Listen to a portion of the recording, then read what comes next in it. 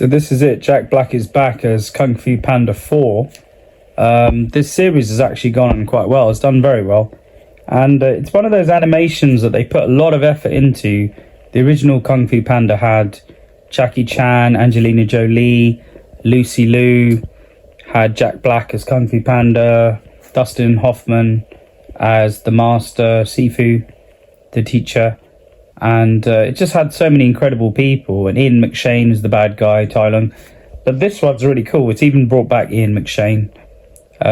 Not to spoil the story, but it's about where Poe's told by his master that he has to find a replacement for himself, like the original Kung Fu Panda, where they were looking for the new sort of dragon warrior. And so he meets this sort of street urchin character who he then sort of has a little interaction with.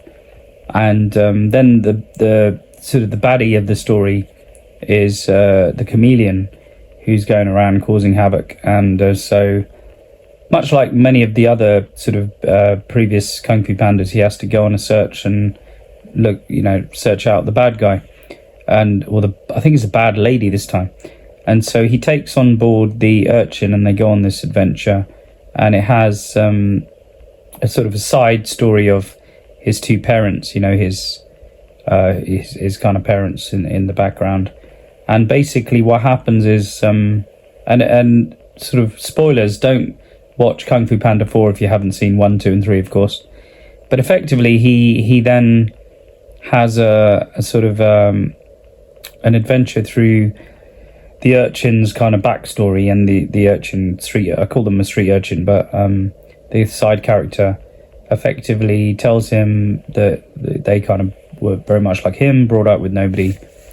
And then there's a bit of a twist, and then obviously we're sort of at the end, where we do sort of the end sort of final boss kind of thing, like if you're into gaming.